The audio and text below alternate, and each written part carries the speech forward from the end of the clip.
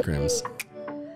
Okay, so kind of thinking about your vision for medical and data science. Yeah. What's the biggest thing that you think they will accomplish within the next 5 years in medical data science? Sure. So this is a fun question too, because it's sort of what am I starting to see the sparkles of right now, right? It's like, what is it that's kind of, the glimmers are starting to show up across not just St. Luke's health system, but other health systems as well, kind of the industry. What I think will be happening in 5 years, and this is a long time in the field, right? But what I think will be happening is something similar to kind of a nearly, not I want to say automated, but a nearly automated kind of monitoring system in the background. And I think that's coming together through wearables like our cell phones that we carry. Our watches now can measure all sorts of phenomenal, can collect all sorts of phenomenal data. But also when there's a patient who's an inpatient, right? We have, if unfortunately you're in the ICU, the intensive care unit, you're hooked up to all sorts of monitors, as we get these almost second by second feedback loops that we can set up theoretically. But I think what we'll see in 5 years is this idea where you'll have your human, right, who will be always the expert, taking care of you and providing care and making those very, very clear, critical decisions. But in the background, I think we will have, we're starting to see, we're setting some up now, these monitoring algorithms that will be able to predict certain things happening in the future. A good example is predicting sepsis, so a bacterial infection in your blood. Super dangerous, right? It's not good at all. And so we have the start of the process of beginning to predict sepsis in humans when they're inside the hospital. And it's pretty phenomenal because in sepsis, minutes count. Like literally minutes are the faster you can get to a patient and start a sepsis protocol or treating them for the disease, for the infection, the higher the greater chances of their survival. And so that's something where, just to use sepsis as an example, that's one that maybe hundreds or thousands of algorithms running in the background, because we have the compute power to do it and the data has already been kind of aggregated. That's why I say we're still in the early phases of getting the electronic medical record. Say we've had it for 10 to 15 years, but where it's a really solid data set is a lot smaller number of years, just because it's getting set up, everything's getting munged together.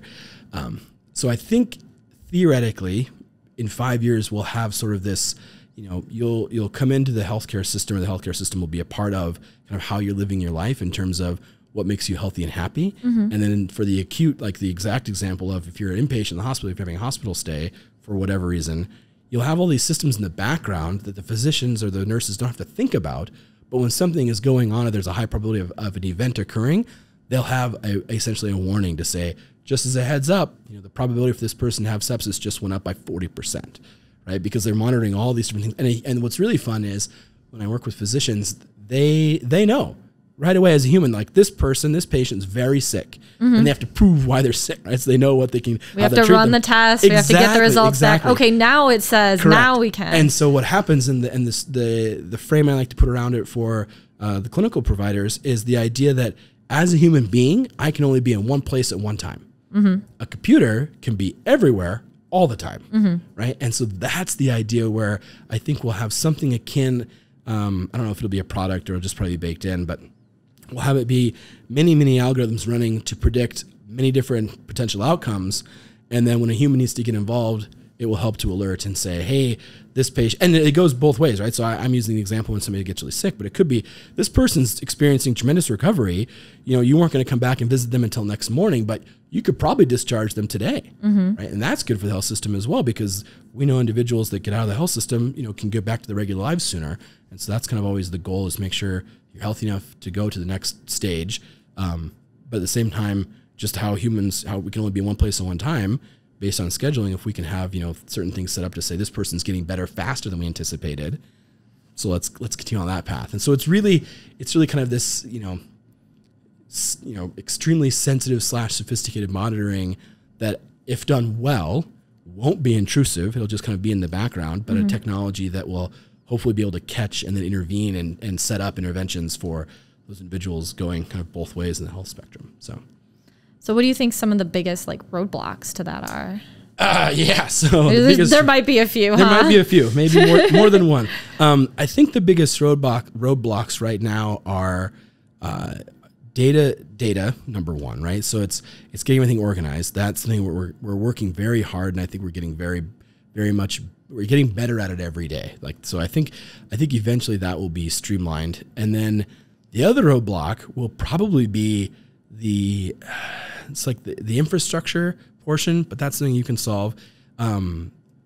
Human adoption, I think, but that's also we can solve in terms of, if you have a smart speaker in your house, you don't think anything about it anymore. It's just part of your life, right? So it'll be something kind of along those lines.